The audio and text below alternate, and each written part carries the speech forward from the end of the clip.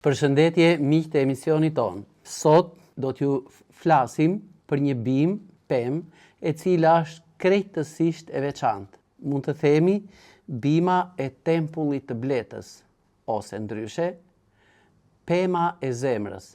Po pse pikërisht duhet i vendosim Blirit këtë emërtim, këtë epitet jo krahasues, po parafrues me funksionin që kjo kryen.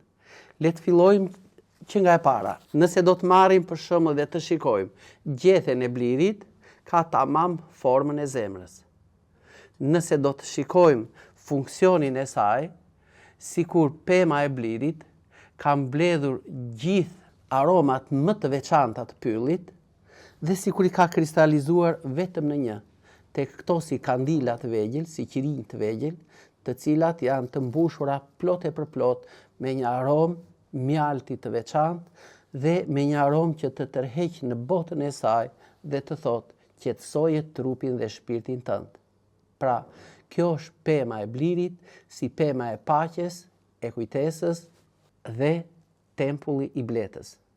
Sikur pema e Blirit të ketë mbledhur me të vërtet nga pylli gjithë atë urtësinë e tij dhe e ka kthyer në një ilaç për zemrën, për mendjen dhe për trupin e lodhur. Pra ky është Bliri.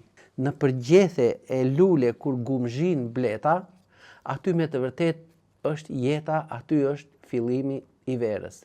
Por, mbi gjethet e Blirit mblidhen nganjëherë insekte të cilat ngjiten aty fal vesës që bie mbi këto gjethe dhe ato si thuaç dekompozohen.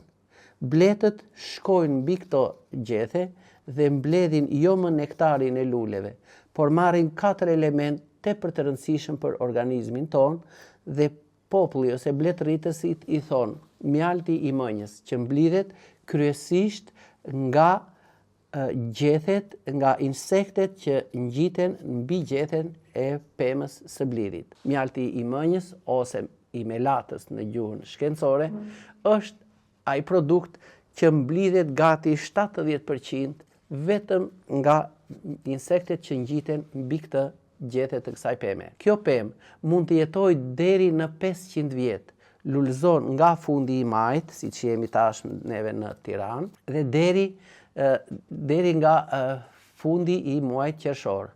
Frutat e saj, pas plenimit të tyre, formojnë një kapsollë të vogël, e cila në muajin shtator-tetor piqet. Nga këto kapsolla mund të dalin me të vërtet disa vajra tepër të rëndësishëm për organizmin ton.